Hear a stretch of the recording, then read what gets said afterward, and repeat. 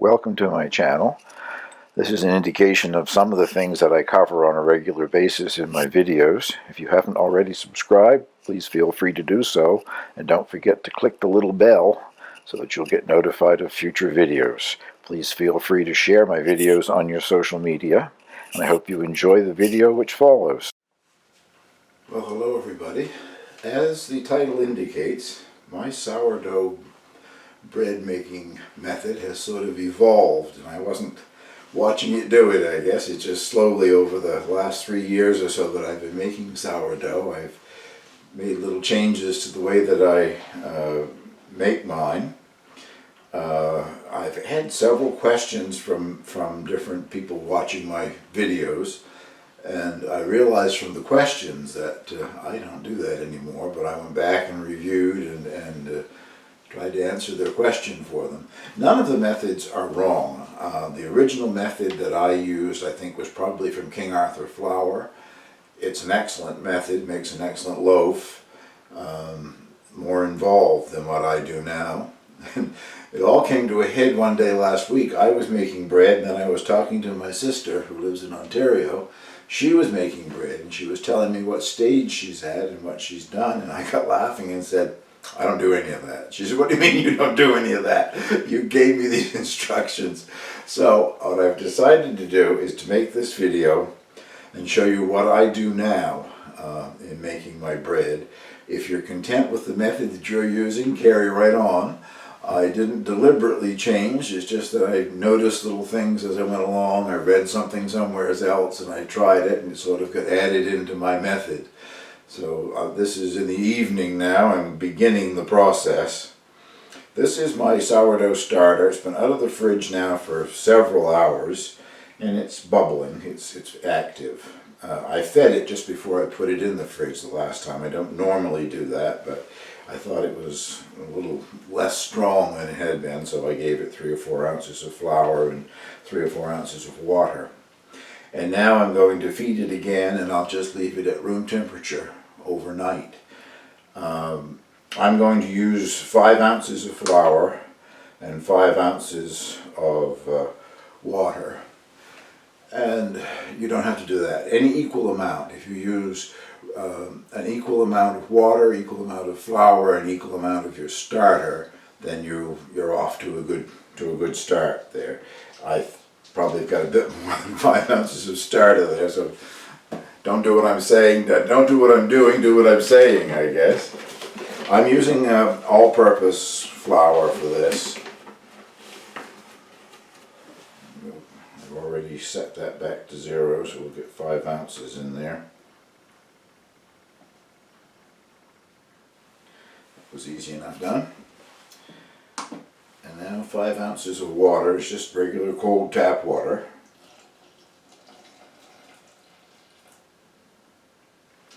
There's that. Now I will just mix that up, put the cover on it, and let it go till tomorrow. So I mean, you can say that this is a 2 or 3 day process, but really you're not doing much work this first day, are you? I just took it out of the fridge several hours ago so that it would be up to room temperature and ready to go. Now I've added the flour and the water, and it will start to bubble up and do its thing to be ready to go tomorrow morning. I've been using the same container. If I should tell you or not, I don't wash it. I think it's been refrigerated. I use it frequently, so it's always having new added to it, but I think it's part of the strength and part of the flavor of my sourdough, so I never really wash that thing out. It gets fairly well scraped out different times, but that's that. I'll see you in the morning. Well, good morning everybody. I think I'm all set up to proceed with the second phase here. First thing I want to do is bring you over and show you how the sourdough starter has inflated. Actually, I moved it around and it has deflated a little bit already this morning, but it's very active. See if I can get the cover off. There we go. As you can see, it has got lots of bubbles, really moving along. So now we'll weigh out the ingredients. And as I have said before, I think anyway, I make a very large loaf because I cut it in half and freeze half, and that way I don't have to make bread as often. After I thaw out the second half, when that's practically gone, I make more bread. If you don't want to make this large a loaf, all you've got to do is take the ingredients that I'm using and divide it by half, and you should have a really good loaf, just not as large, that's all. Well, we'll start with the starter. Starter seems like a good place to start. I mix this just a little bit, just to make sure that it's all well combined. Sort of knocks it down a bit. And I need 16 ounces, 1 pound of the starter. If you're not a person who uses scales, kitchen scales, they're very inexpensive. Walmart, anywhere in Canada, Canadian Tire, all those places, around $10 you can get yourself a set of kitchen scales. It makes life much easier.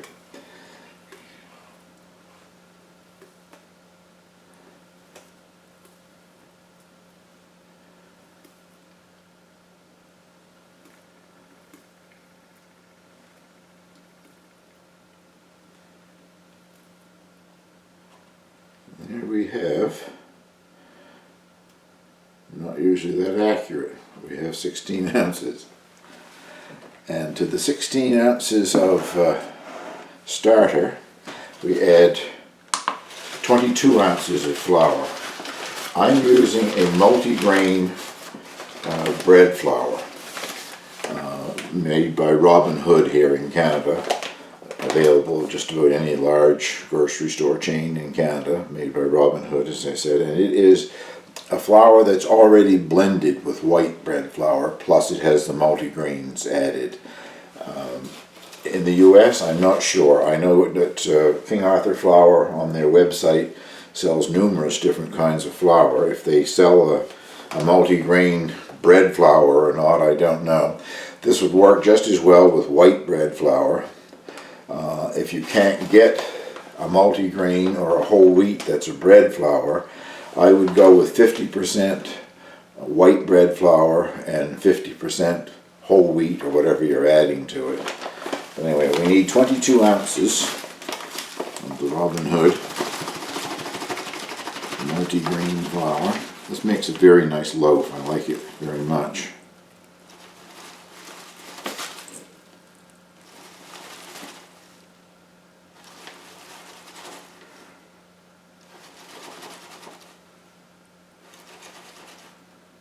And there we have 22 ounces.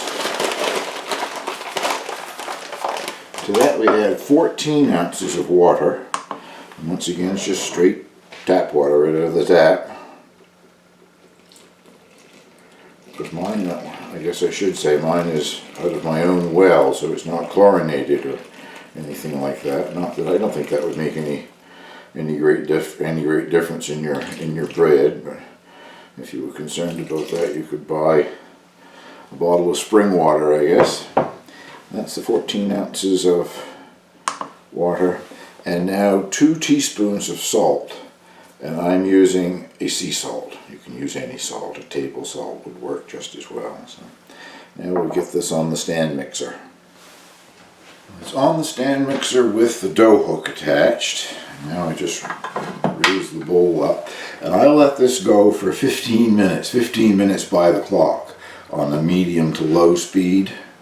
Sometimes, it depends on how wet my starter is. I don't think it'll happen today. It was quite a wet starter. Sometimes it all leaves the sides of the bowl and, you know, does that thing where it's flopping around in a mass down in there. But that doesn't make any difference. I still only do it for 15 minutes, whether it does that or not.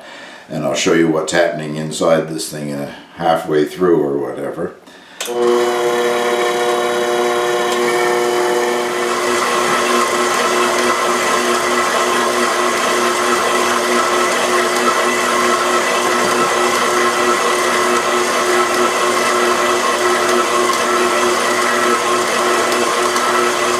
Well, I just scraped down the dough that was sort of on the sides, but I'll let this go for 15 full minutes, and then I'll bring you back. This is about halfway through the kneading process. As you can see, it hasn't really come together in a mass that's going around on the hook or anything like that, but that isn't really necessary.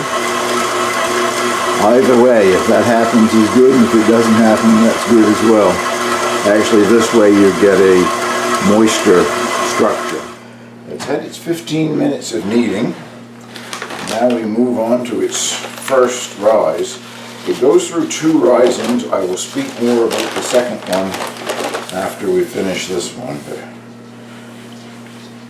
putting a good amount of multigrain flour, I could use white at this point as well, on the bench here. And now we'll just try to scrape this out. Sometimes easier said than done. Coming out pretty good, I guess.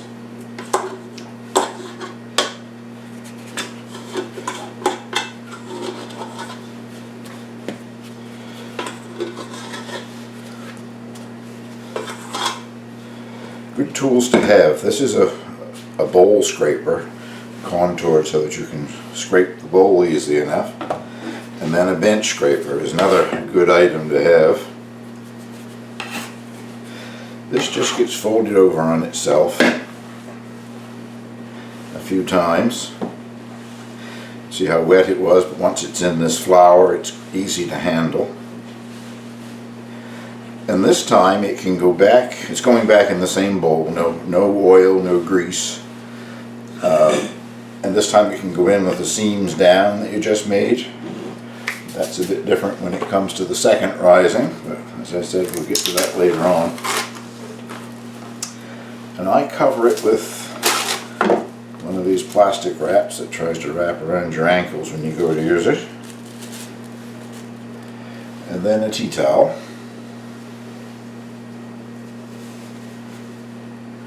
And it just sits at room temperature for 3 hours. And all of this flour that I put here, you're concerned about the mess that I might have made. I'm good at making messes. This has a use when it comes time to shape the loaf. I use a banneton basket, and I will need some of that flour to flour the sides of the basket. Although mine has been used so many times that it's practically like Teflon now. It has so much flour already adhered to it, but that helps get rid of the mess anyway. So I'll bring you back in 3 hours time. Well, it's had its 3 hours and it has risen quite a bit. Sourdough doesn't rise like if you were using a regular commercial yeast. Wild yeast, I don't know, it probably rises half to 3/4 of the size that you had it as, whereas with other kinds of yeast you're usually expecting it to be at least double. Doesn't happen, but I find I get a great oven spring from the air pockets that are in it. It rises quite nicely in the oven. So I'll bring you in, give you a little closer look at what we're going to do next here. A little look down inside of the mixer bowl here. You see it's risen quite a bit, and it does have one big air bubble on top there. But next I'm going to turn it out and get it ready for its second rising. The first thing I'm going to do is get flour back on the work surface here. I'm going to at the same time add some additional new flour to my banneton basket. You don't have to use a banneton basket. Any bowl, whatever would do. But they're not very expensive and they're quite readily available. Amazon, I think, is where I got mine. Many shapes and sizes they come in. This should come out a little easier this time than it did the first time. It is, it's coming out nicely.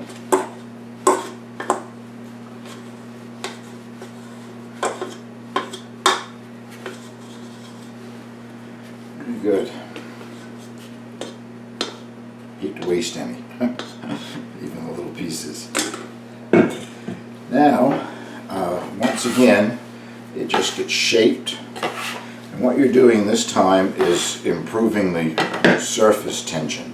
I suppose we did a bit the last time as well, but just keep pulling it over on itself.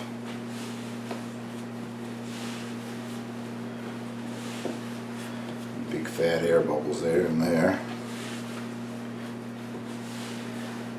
And once you think you have enough tension on it, it goes in the banneton basket, but this time the folded cut surfaces are up, so that when you turn it out to slash it and bake it, the presentation side will be then facing up. Now there are two processes that you can go by here. Either one works equally well, although I tend to stick with the one that I'm going to demonstrate here. You can now cover this and leave it at room temperature for 2 hours, and it's ready to bake using the method for baking and slashing that I'll show you in the next phase tomorrow morning. But what I prefer to do is refrigerate it. It can be refrigerated overnight, 12, 15 hours, doesn't make any difference. It rises a little bit in the refrigerator, but not a lot. When you turn it out, I turn it out onto parchment paper to put it in my Dutch oven. I put parchment paper and all in the Dutch oven. You'll see that tomorrow morning. Because it's been refrigerated, it's quite solid and it's very easy to slash.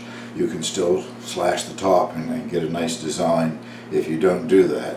But unless I need bread that day, I prefer to put mine in the refrigerator overnight.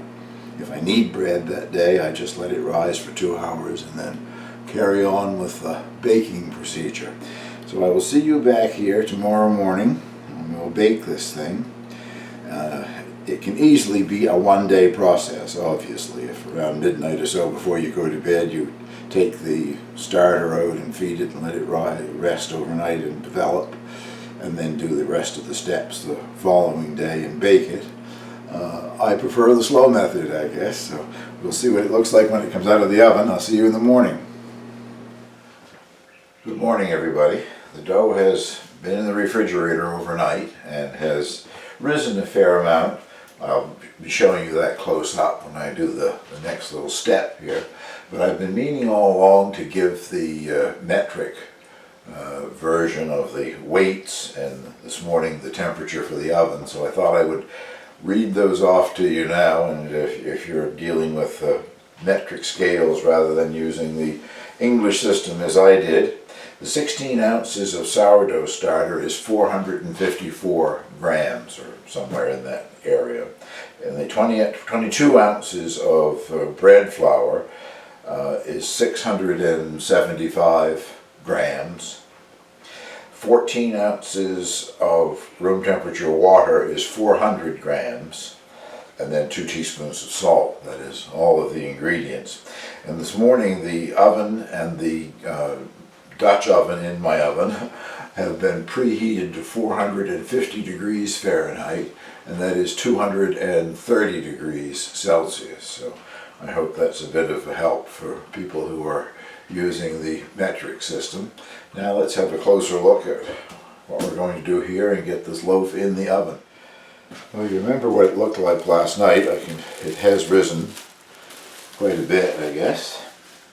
And I have just a piece of parchment paper that I've torn off a roll of parchment paper, and this just gets put on the parchment paper.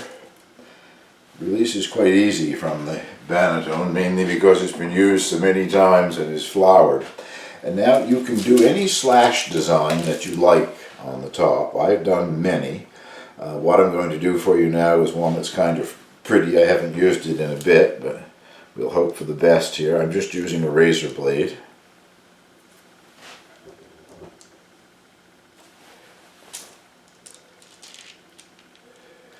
So basically I just cut across, and then each one of these 4 sections, I divide that again.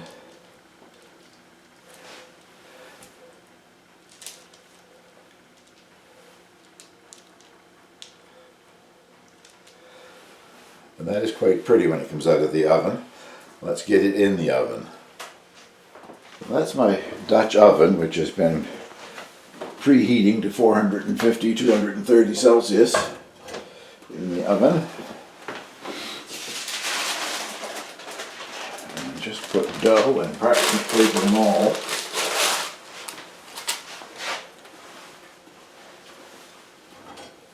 Now that goes in the oven at 450 for 45 minutes. I'll show you what it looks like at 45-minute period. It's had its first 45 minutes in the oven, and now you remove the cover and it goes back in the oven for 10 to 15 minutes. It has to go in for at least 10 minutes. I put mine in for 15. The main purpose is to brown it more. I like mine really quite dark, and even some of these little sticking up pieces here might start to char. You have to put it in for at least 10 more minutes because the loaf is not really baked at this point. And a loaf of bread, actually, when it's cooling down out of the oven for a certain period of time there, it is still continuing to cook. So I'll bring you back and show you what it looks like when it comes out of the oven.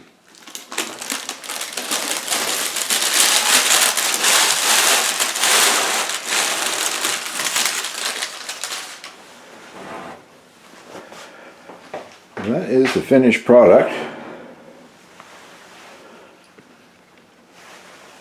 It has risen quite a bit, as you can see in the oven, by how it has spread the different cuts that I put in it. Well, as I said in the beginning, this is how my sourdough bread making method has evolved over time.